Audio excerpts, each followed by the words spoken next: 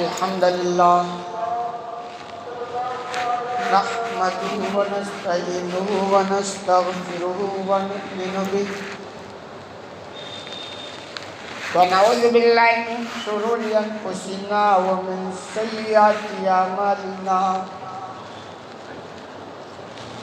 من يهده الله فلا مضل له ومن يضلل فلا هادي له وأشهد أن لا إله إلا الله وحده لا شريك له وأشهد أن محمدا عبده ورسوله أما بعد فإن خير الحديث كتاب الله وخير الهدي هدي محمد صلى الله عليه وسلم وشر الأمور محدثاتها وكل محدثة بدعة وكل بدعة ضلالة وكل ضلالة في النار فأعوذ بالله من الشيطان الرجيم بسم الله الرحمن الرحيم رب اشرح لي صدري ويسر لي أمري واحلل عقدة من لساني يفقهوا قولي برادران اسلام، حاضرین جمعہ، دینی و ملی بھائیوں، بزرگوں اور دوستوں اور پردہ نشین اسلامی ماں اور بہنوں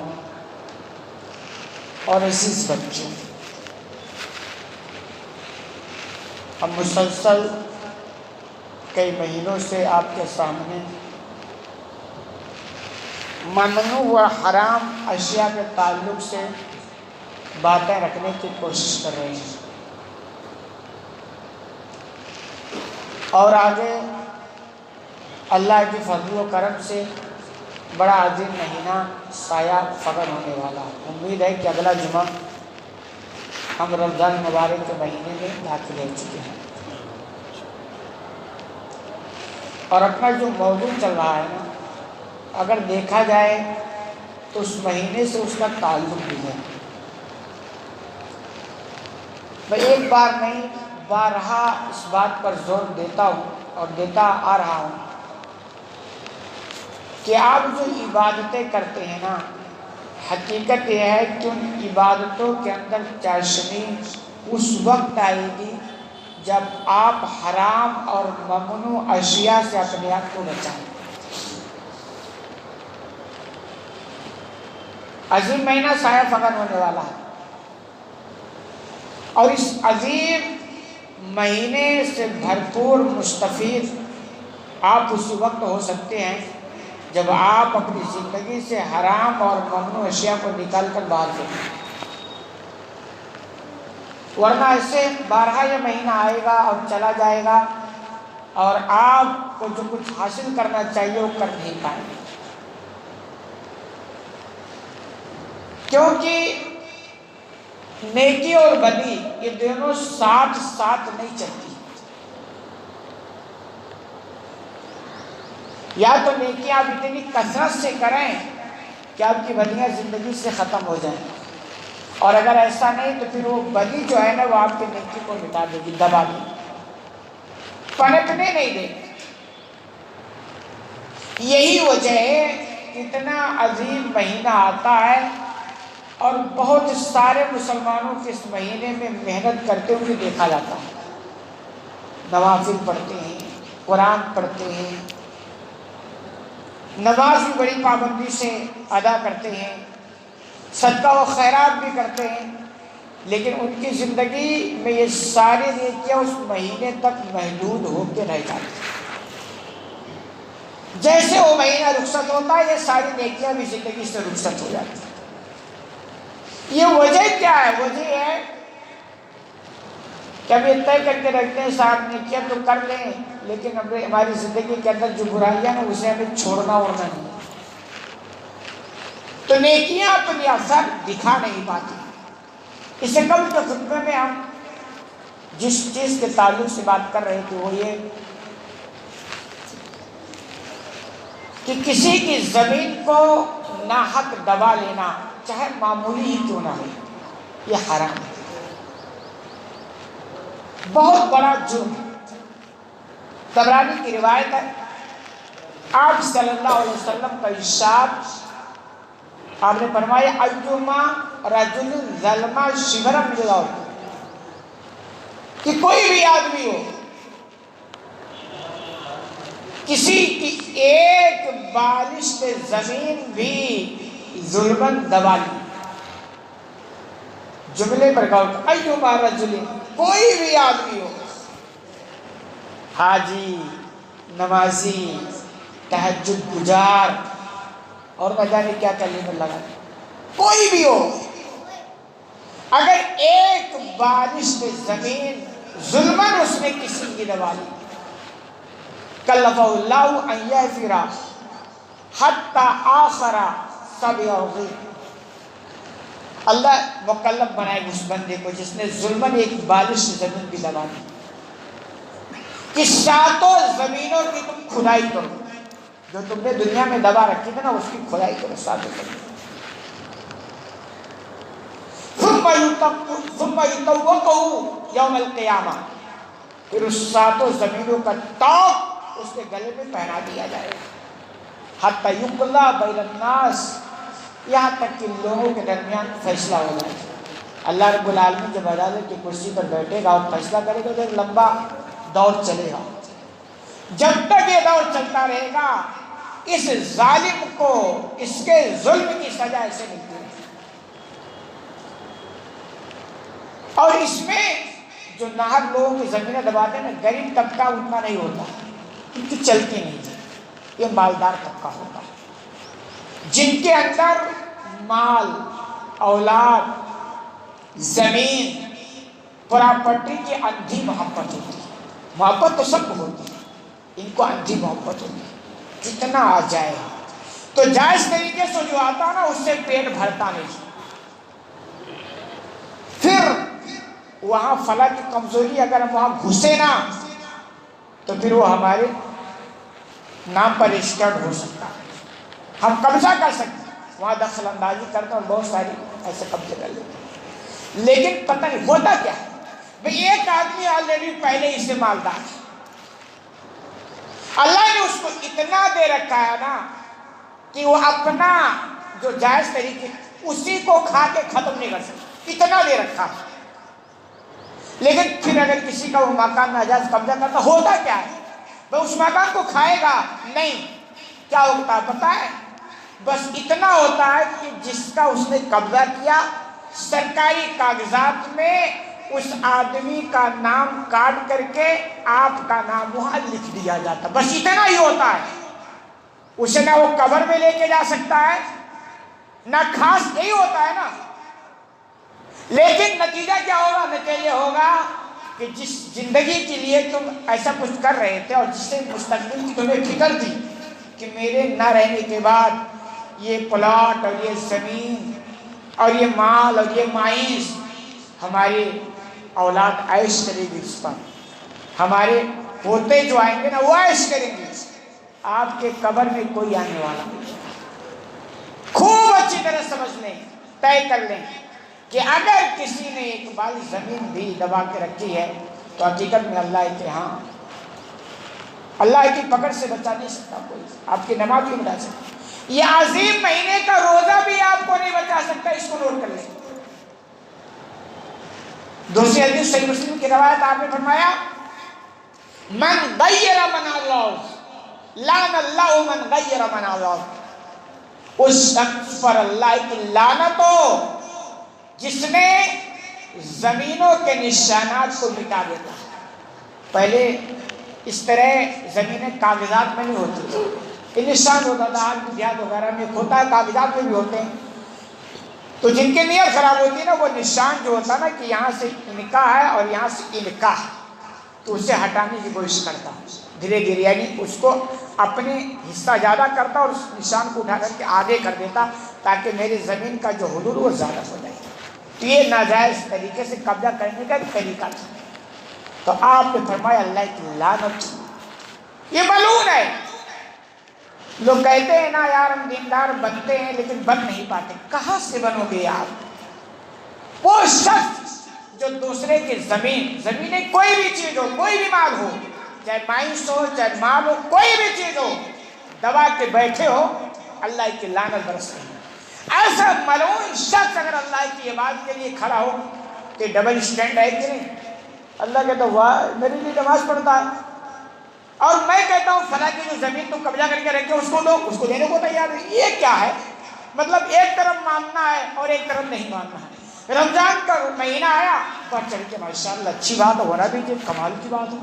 اللہ کے لیے روزہ رکھنا، اور وہی اللہ کہتا ہے، اللہ کے رسول کہتے ہیں نہ زمین دبا کے بیٹھے ہو یہ روزہ بھی تمہیں بچا نہیں سکتا ہے. کوئی بگڑ ہی نہیں.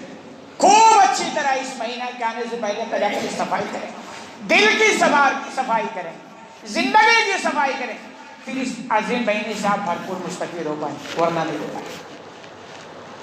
ایسے ہی حرام اور ممنوع اشیاء میں سے ایک چیز ہے کہ آدمی کسی کی سفارش کرے. سفارش چلتا ہے کہ بھائی فلاں کام میرا اٹکا ہوا اور یہ فلاں کام کو بنوانے کے لیے اگر فلاں میرا سفارش کر دے تو بات بن جائے. تو سفارش کرانا حدود کے دائرے میں جائز طریقے سے وہ تو درست ہے کہ بھائی کسی نے کسی کی سفارش کر دی بات کر دی. لیکن جس نے سفارش کی نا تو جس کی بات بنی ہے اس نے اس کو ہدیہ دیا، ہدیہ گفٹ اس لیے دیا کہ اس نے میری سفارش کری اور میری بات بن گئی.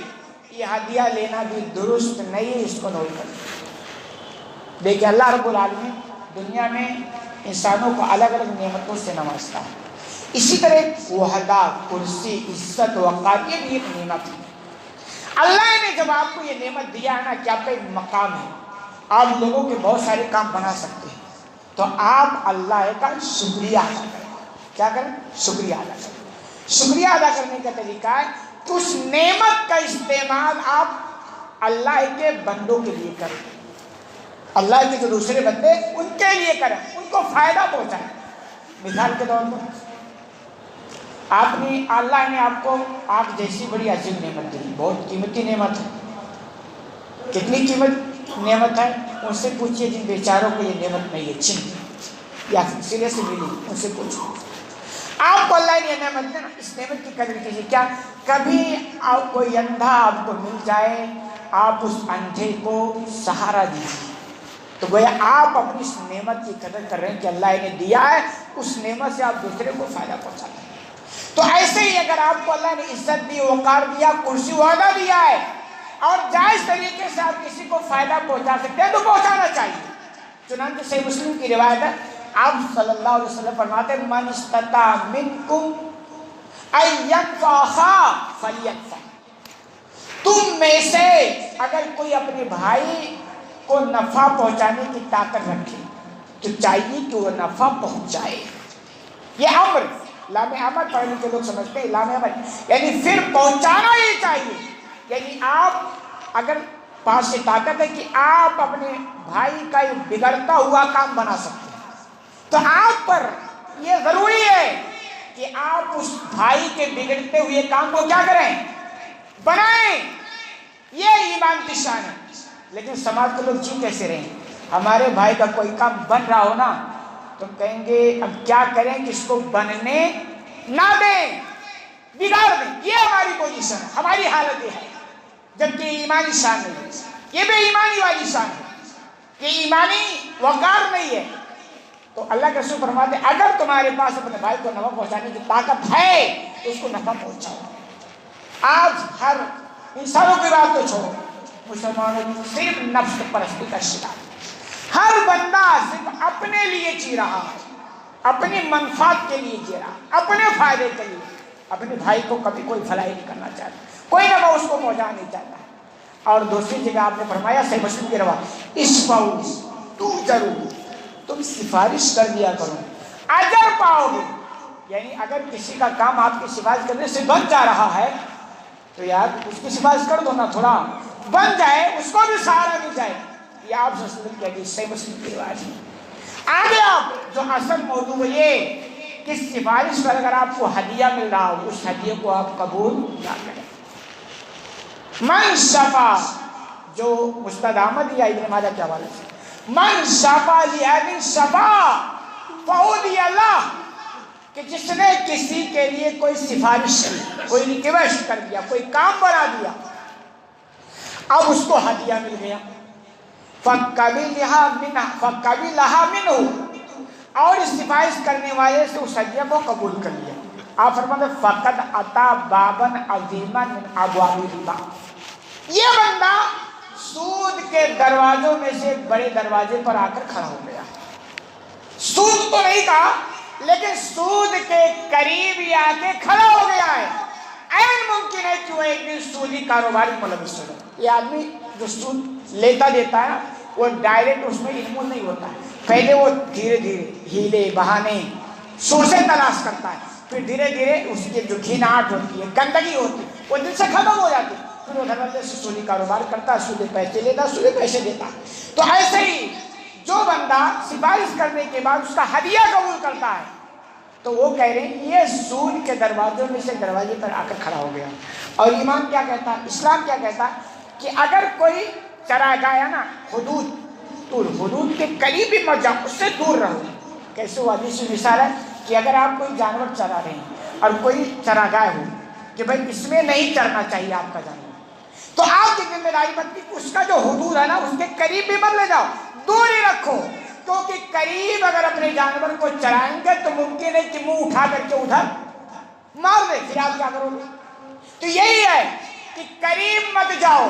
تو یہ بھی بہت عام مسئلہ آپ سمجھ لیں کہ آپ نے اگر کسی کی سفارش کی اور آپ کو ہدیہ ملا، آپ کا حساب ہدیہ ہم قبول کرتے ہیں لیکن ایسے کنڈیشن میں نہیں، ایسی پوزیشن میں نہیں، اس حالت میں نہیں، ہم کو ہمارا ایمان روکتا ہے، ہم کو ہمارا اسلام منع کرتا ہے، اس لیے ایسی چیزیں ہم قبول نہیں کرتے، اس کو خوب اچھی طرح سمجھ لیں۔ اور ایسے ہی حرام اور ممنوع اشیاء میں سے ہے، یہ چیزیں زندگی کے اندر نوٹ کریں، ایک ایک بات ہے، اور کبھی آپ زندگی کے اندر ہے نا تو آپ اس ٹینشن میں نہ ہو کہ مولانا صاحب کیوں یہی بولتے ہیں، دشمنی میں نہیں، محبت میں، کیونکہ جب تک آپ ان کمیوں کو دور نہیں کریں گے نا، حقیقت میں شروع سے بھی کہا اور اب بھی کہہ رہا ہوں اور آخر تک کہتا رہوں گا، وزن الدیندار آپ کبھی بھی بن نہیں سکتے، وہ ڈپلیکیٹ دیندار بنیں گے، جیسا موقع لگے گا ویسا چلنا، جہاں جیسا دیکھیں گے ویسا ہو جائیں گے، وزن الدیندار آپ نہیں بن سکتے۔ مزدور کی مزدوری کو دبا لینا، مزدور کی مزدوری کو دبا لینا یہ حرام ہے، نہ حق ظلم۔ چنانچہ ابن ماجہ یا مسند احمد کے بعد روایت ہے، آپ نے فرمایا من استاجر اوت الاجیر حق کا اوت الاجیر اجرہ قبل ان یجف فرقہ، آپ نے فرمایا کہ مزدور کو مزدوری اس کا پسینہ سوکھنے سے پہلے ہی عطا کر دیا جاتا۔ کتنی بہترین تعلیم ہے، کسی مذہب کسی قوم اسلام کے علاوہ کسی کے یہاں ایسی تعلیم نہیں ملے۔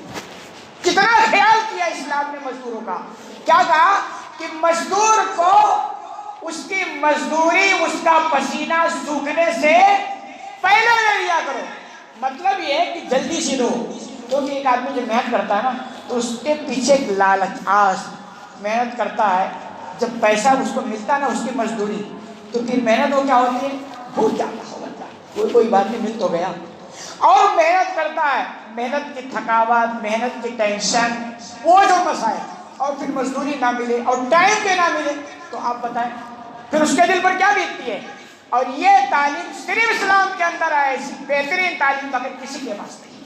تو آپ نے فرمایا کہ مزدور کو مزدوری دے دو اس کا پسینہ سوکھنے سے پہلے۔ دینداروں کی بات کروں میں کیا کہوں، دیندار لوگ بھی اس میں تقریباً الا ماشاءاللہ، جب تک 4 مرتبہ دروازے پہ دوڑائیں گے نہیں نا، میں تو اگر 2 قدم آگے بہت سارے مسجد مدارس کے ذمہ داروں کو میں جانتا ہوں، مسجد مدارس کے ذمہ داروں کو کر پاتے ہیں، مہینہ نکل جاتا، 15 دن نکل جاتے ہیں، حد ہو گئی۔ ایک تو سیلری ماشاءاللہ آپ کی جو ہوتی ہے اللہ کی بات، اور وہ بھی ٹائم پہ نہیں، کیا حال ہونے والا ہے، کہاں سے اللہ کی رحمتیں ہوں گی، اللہ کی برکتیں ہوں گی۔ تو مزدور کو مزدوری اس کا پسینہ سوکھنے سے پہلے، مطلب جلدی ادا کر دیا کرو۔ 1 تاریخ سے وہ آپ کا کام کر رہا ہے، کب تک؟ 30 تاریخ تک. پہلے تاریخ والا بھی باقی ہے، دوسری تاریخ سارا باقی 30 تک. اب 30 یہ ہے بھی کہ مہینہ پورا ہونے کے بعد ملنا چاہیے نا. اب کتنا صبر کراؤ گے بھائی؟ اب اس کا سسٹم مہینہ کو مہینہ چلتا ہے، یہ دودھ والے کو دینا، یہ پانی والے کو دینا، یہ بل والے، اور آپ نے اس کو ٹائم پہ دیا تو اس کو کتنا ٹینشن ہوتا ہے. اب میں اس کو کیا جواب دوں گا؟ اب میں اس کو کیا جواب دوں گا؟ یہ سارے مسائل ہوتے ہیں نا، کتنا ٹینشن میں آپ نے ڈالتا ہے.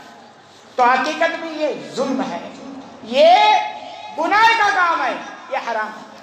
مزدوروں کے مزدوری دبانے کے الگ الگ طریقے، ہر کوئی اپنے اندر ٹٹولے کہ کہیں ایسا تو نہیں کہ یہ چیز ہمارے اندر نہ. ایک طریقہ تو یہ ہے کہ آپ مزدور سے مزدوری کرا لیں اور سرے سے آپ مزدوری اس کو دیں. بہت بڑا ظلم ہے. اس کی وجہ آپ سمجھتے ہیں اس کے پاس کوئی ثبوت نہیں ہے، اس کے پاس کوئی گواہی نہیں ہے، اس کے پاس طاقت نہیں ہے کہ ہم سے اپنی مزدوری لے لیں، تو آپ دبا کے بیٹھیں گے. خوب اچھی طرح نوٹ کریں، دنیا کے اندر اس کی مزدوری ضائع ہو سکتی ہے، اس مزدور کی مزدوری دنیا کے اندر ضائع ہو سکتی ہے، اور کوئی ضروری نہیں کہ ضائع ہو جائے. ممکن ہے کہ اللہ اس مزدور کو کہیں اور سے، اللہ کے لیے کیا مشکل ہے بھائی؟ کوئی چیز نہ مشکل نہیں، نہ ممکن تو چھوڑو اوک دے. لیکن نوٹ کر لیں ایسے کام کرانے والے لوگ جو مزدوروں کی مزدوری دبا کے بیٹھ جاتے ہیں، قیامت کا دن کیا ہوگا؟ اس مزدور کو، اس جس کا مزدوری باقی رہے گی جس مالک کے پاس، اس مالک کی نیکیاں اس مزدور کو دے دی جائیں گی. اور اگر نیکیاں نہیں ہوں گی نا، اس مزدور کے گناہ اٹھا کر کے اس کے سر پہ ڈال دیا جائے گا. پھر پتا چلے گا ہاں ہم جو دبا کے آئے تھے کوئی کام کا نہیں آیا، کسی مطلب کا نہیں نکلا. خوب اچھی طرح یہ ظلم ہے. ایک طریقہ تو یہ. دوسرا طریقہ یہ ہے کہ مزدور کی مزدوری دینے میں کمی کر دیں. وَيْلٌ لِّلْمُطَفِّفِينَ الَّذِينَ إِذَا اكْتَالُوا عَلَى النَّاسِ يَسْتَوْفُونَ وَإِذَا كَالُوهُمْ أَوْ وَزَنُوهُمْ يُخْسِرُونَ. ویل ہے ناپ تول میں کمی کرنے والوں کے لیے. جب لیتے ہیں تو پورا دینا ہوتا کمی. مطلب جب آپ مزدور سے کام کرا رہے تھے تو آپ گھڑی دیکھ رہے تھے، یار تم ٹائم پہ نہیں آتے ہو، اور جاتے وقت آج تم 10 منٹ پہلے چلے گئے، کام تم اچھے طریقے سے نہیں کیا، آج دن میں اتنا کام ہونا چاہیے تھا تم نے کیا نہیں. یہ تو پورا تمہیں دھیان تھا.